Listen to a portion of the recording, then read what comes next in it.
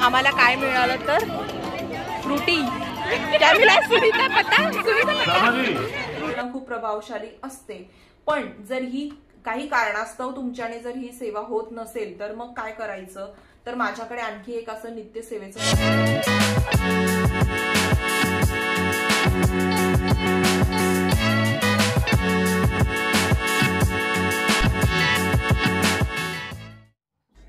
Hello नमस्कार मंडळी, सर्वांना शुभ सकाळ। तर इथे सकाळ झालेली आणि माझं रोजचं जे रुटीन आहे सकाळचं ते सुरू झालेलं आहे।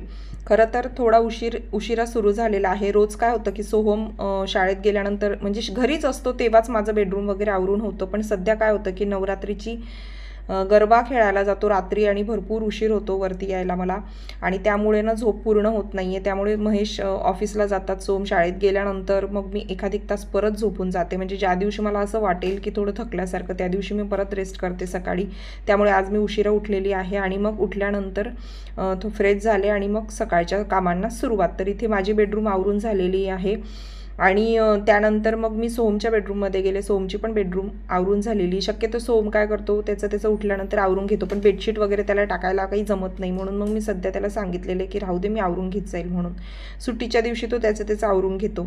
तर इथे दोघंही बेडरूम माझे आवरून झालेले आहेत। त्यानंतर मी आले लिव्हिंग रूममध्ये।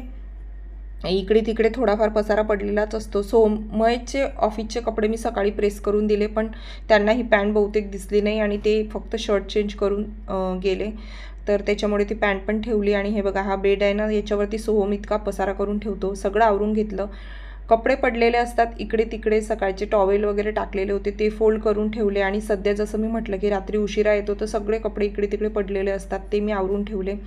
त्यानंतर मग कपडे इतके जमा झालेले होते, महेशचे पण कपडे होते, माझे, सोहमचे भरपूर असे कपडे निघत आहेत, तर त्यामुळे मग तेपसुद्धा मी काढून घेतले। महेशचे काही ऑफिसचे कपडे आहेत ते, म्हटलं नवरात्रीमध्ये इतके कपडे जमा होतात ना, रोज जितकं जमेल तितके कपडे धुवायला काढावे। तर इथे मी तेच करत आहे। माझे काही महेशचे कपडेच आहेत। बरेच असे कपडे असतात की जे मी मशीनमध्ये टाकत नाही, हातांनी धुते, तर ते सगळे तुम्ही बघू शकता। हे नवरात्रीचे माझे ड्रेसेस आहे। रात्री आल्यानंतर ते असेच पडलेले राहतात, ते सकाळी मी सगळे धुतले। त्यानंतर छान आंघोळ वगैरे केली, म्हणजे झाडू पोछा डस्टिंग सगळं झालं, आंघोळ केली आणि उंबरठ्याची पूजा केली। त्यानंतर रोजची माझी जी देवपूजा आहे ती मी आटपून घेतली। बघा देवघर किती सुंदर असं दिसत आहे। रोज देवपूजा केल्यानंतर खूप छान वाटतं, प्रसन्न वाटतं। देवपूजा झाली, नवरात्र सुरू आहे त्यामुळे देवीचं रूपसुद्धा खूप छान दिसतंय, प्रसन्न वाटते देवीला बघून। आणि त्यानंतर मग मी काय वाचन करते, म्हणजे कुठल्या देवांचं पठण वगैरे करते, देवीचे कुठले स्तोत्र वगैरे वाचते, तर ते वाचून झालेलं आहे आणि ते मी पुढे तुम्हाला आज सांगणार आहे। नमस्कार, मी प्रीती, माझा YouTube चॅनलवरती तुम्हा सर्वांचं पुन्हा एकदा स्वागत करते। तर कसे आहात तुम्ही सगळे? मस्त मजेत आणि मजेतच राहायला हवं। तर आज आहे नवरात्रीचा तिसरा दिवस, म्हणजे तिसरी माळ आणि माता चंद्रघंटा देवीचा आज दिवस आहे, त्यामुळे आजचा शुभ कलर आहे लाल आणि मी इथे लाल कलरची कुर्ती वेअर केलेली आहे। तर तुम्ही सुद्धा मला कमेंट करून नक्की सांगा की तुम्ही नवरात्र कशा प्रकारे सेलिब्रेट करत आहात। तर माझी रोजची जी देवपूजा आहे ती सुद्धा झालेली आहे, जे काही माझं वाचन असतं ते सुद्धा माझं करून झालेलं आहे। आणि तुम्ही बघितलं की माता आदिशक्तीच्या रूपामध्ये मी मंगल कलशाची स्थापना सुद्धा केलेली आहे नवरात्रीच्या दिवशी। तर तुम्ही जर तो व्हिडिओ बघितलेला नसेल, म्हणजे मी मंगल कलशाची स्थापना कशी करायची यावरती डिटेलमध्ये व्हिडिओ शेअर केलेला आहे। तुमच्यापैकी जर कोणी तो व्हिडिओ बघितलेला नसेल तर तू नक्कीच बघा। नवरात्र तर आता सुरू झालेली आहे, तर पण मग तुमची इच्छा असेल तर यानंतर आता जी पौर्णिमा येणार, कोजागिरी पौर्णिमा येत आहे, तर त्या शुभ दिवशी सुद्धा तुम्ही मंगल कलशाची स्थापना तुमच्या देवघरामध्ये करू शकता। तर तो व्हिडिओ तुम्ही नक्कीच बघा। तर खूप छान प्रकारे आपलं देवघर सजलेलं आहे, तुम्ही तर बघितलंच। या आधीचा पहिल्या दिवशीचा नवरात्रीचा व्हिडिओ सुद्धा तुम्ही बघितलेलाच असेल असं आशा करते मी। बघितलेला नसेल तर हा व्हिडिओ पाहिल्यानंतर आधीचे व्हिडिओ सुद्धा नक्की बघा। तर आता नवरात्रांमध्ये मी काय वाचन करते, म्हणजे का पठण किंवा कुठले स्तोत्र वगैरे वाचन करते ते मी तुम्हाला सांगणार आहे। आता रोजच्या पूजेमध्ये मी काय करते की आपलं जे नित्य सेवेचं जे पुस्तक आहे माझ्याकडे, हे बघा, हे छोटं पुस्तक, तर यामध्ये श्री महालक्ष्मी अष्टकम स्तोत्र असतं, चंडिका स्तोत्र आणि बरंच काही स्तोत्र असतात। त्याचबरोबर 108 देवीची नामावली असतात ती, आणि मंत्र जप म्हणजे त्याचं माळ करते, एक माळ रोजची जपमाळ ते करते आणि देवीची आरती वगैरे, हे तर माझं रोजच्या रुटीन मध्ये असतंच. पण आता नवरात्र सुरू आहे आणि नवरात्र मध्ये देवीची सेवा करणं, देवीची प्रभावशाली सेवा करणं खूपच शुभ असतं. बरेच जण तुमच्यापैकी करत असतील, आपापल्या परीने जसं जमेल तसं प्रत्येक जण करत असतो. तर नवरात्रांमध्ये श्री दुर्गा सप्तशतीचं पठण करणं खूप प्रभावशाली सेवा असते असं म्हटलं जातं. आणि जसं मी म्हटलं तुमच्यापैकी बरेच जण करत सुद्धा असतील. माझ्याकडे पुस्तक आहे कारण मी आधी करत होते म्हणजे मी आता ते करत नाहीये. माझं ते आपलं एक कारण आहे. आणि खूप वर्षांआधी म्हणजे मला आठवत सुद्धा नाही की लास्ट टाइम मी कधी सप्तशतीचं पाठ केलेलं होतं म्हणून. कारण खूप आधी म्हणजे लग्नाच्या आधी नाही पण लग्नानंतर जेव्हा माझ्याकडे पुस्तक आलं तेव्हापासून मी ते वाचायला सुरुवात केली. नवरात्राचे मी उपवास करायची 9 दिवस आणि दुर्गा सप्तशतीचं पठण सुद्धा करायचे. आणि त्यानंतर मग लहान मुलं घरात असल्यानंतर तुम्हाला माहिती आहे की कसं होतं, तर त्यावेळेला माझं जमायचंच नाही. नंतर सोहम थोडा मोठा झाला त्यावेळेला मी वाचायचे, जसं वेळ मिळेल तसं मी ते करायचे.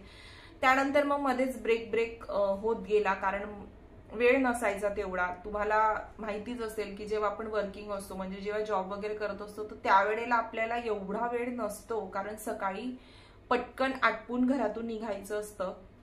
माझंही मध्यंतरी रुटीन तसंच झालेलं होतं आणि ते माझं एक पर्सनल कारण आहे. नाहीतर तुम्ही म्हणणार की देवपूजा करण्यासाठी सुद्धा कारण सांगते, असं नाहीये, ते माझं आपलं कारण आहे.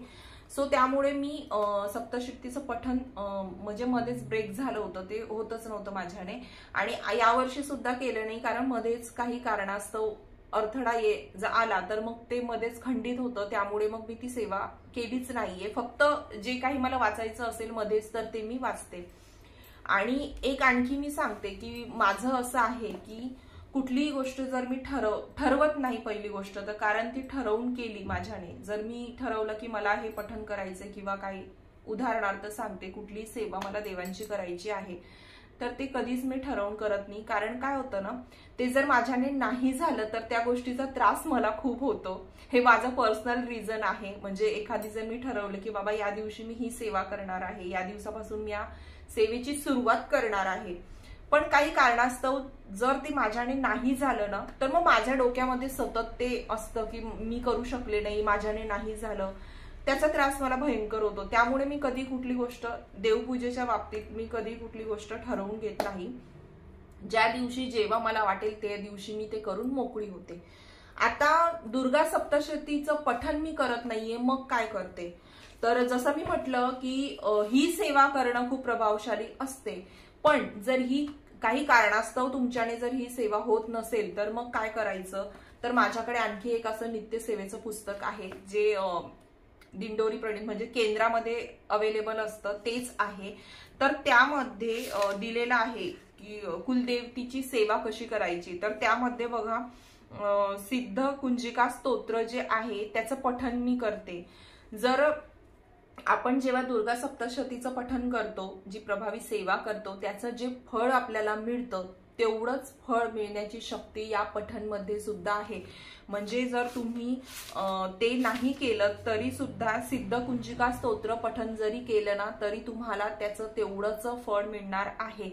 तर मग मी या पुस्तकामधून हे जे सेवा दिलेली आहे कुलदेवीची, ही यातलं हे पठण करते जसं मला शक्य होतं तसं. आता ते 1 वेळा 3 वेळा 5 वेळा तुमच्या इच्छेनुसार तुम्ही ते करू शकता. मी एकच वेळा करत आहे. तर इथे बघा दुर्गा सुक्त आहे, महाकाली स्तोत्र, त्यानंतर अन्नपूर्णा कवच, आणखी कालिका माता कवच, पार्वती स्तोत्र आहे, सिद्ध कुंजिका स्तोत्र. म्हणजे जे जे देवीचे स्तोत्र आहे मला जितकं शक्य होईल तितकं मी ते वाचन करत आहे. आणि जसं मी सांगितलं, मी तुम्हाला नेहमीच एक गोष्ट सांगत असते, देवपूजेच्या बाबतीमध्ये देवाची सेवा करणं हे कुठलंही काम नाहीये. म्हणजे जसं आपल्या घरातलं इतर कामं ठरलेली असतात तर ते करून आपण मोकळं होतो, तसं देवपूजा करणं म्हणजे काही काम नाहीये. तर ती एक उपासना आहे जी मनापासून करायला पाहिजे. बऱ्याच वेळा काय होतं की आपण पठण करायला बसतो, म्हणजे मला असं वाटतं की कुठलंही देवाचं स्तोत्र किंवा कुठलंही जे तुम्ही करता नेहमी, तर ते करत असताना बॅक ऑफ द माइंड तुमच्या डोक्यामध्ये भलते सलते विचार जर येत असतील किंवा मन कुठेतरी भरकटत असेल, आणि हे होतच, अगदी माझ्या बाबतीत तर होतच, बऱ्याच वेळा होतं. आणि जेव्हा मन स्थिर असेल ना त्याच वेळेला मी ते करते. मनामध्ये जर असे काही विचार येत असतील तर त्यावेळेला मी पठणाला बसतच नाही, वाचन पण नाही करत. कारण मला असं वाटतं की ते मन रमत नाही, आपलं मन दुसरीकडेच कुठे भटकत असतं. मग तशामध्ये देवांची सेवा करणं मला योग्य वाटत नाही. सो त्यासाठी तर अशा प्रकारे खूप साधं सोपं मी वाचन करत असते.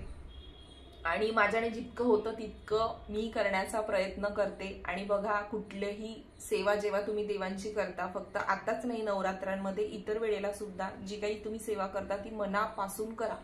देवाला मनापासून केलेली भक्तीचं फलदायी ठरते आपल्यासाठी. म्हणजे देव ते सुद्धा गोडच मानून घेतो. म्हणून मनामध्ये कधीही कुठल्या शंकानुशंका आणू नका. जेवढं जमेल, जसं जमेल, फक्त स्वतःला त्रास करून न घेता त्या सेवा करा, इतकंच मला सांगायचं आहे. तर असं माझं नवरात्रीचं रुटीन आहे. आणि संध्याकाळच्या वेळेला सुद्धा मी रोजचं जे काही वाचन असतं ते राहून गेलेलं असेल तर मग ते संध्याकाळच्या वेळेला मी करते. तर चला, सकाळपासूनचं रुटीन जर बघितलेलंच आहे, आता बाकीच्या घरातली जी आपली सेवा आहे ती आपण करूया आणि मग नंतर मी तुम्हाला भेटणार.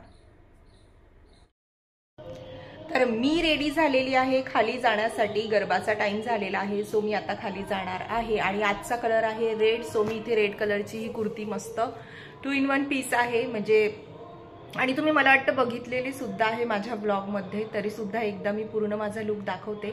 छान थोडंसं रेडी झालेली आहे. बघा, आय मेकअप थोडा केलेला आहे, छान गोल्डन, थोडं गोल्डन यामध्ये आहे ना, त्यामुळे मी गोल्डन इयरिंग आज थोडंसं गोल्डन वेअर केलेलं आहे. हे बघा, छान मंगळसूत्र पण चेंज केलेलं आहे. सो अशी मी रेडी झालेली आहे. तर एकदा लुक दाखवते आणि त्यानंतर मग मी खाली जाणार. तर तुम्हाला काय करायचं तर व्हिडिओ हा कंटिन्यू बघायचा आहे आणि आवडला तर लाईक करायचं आहे.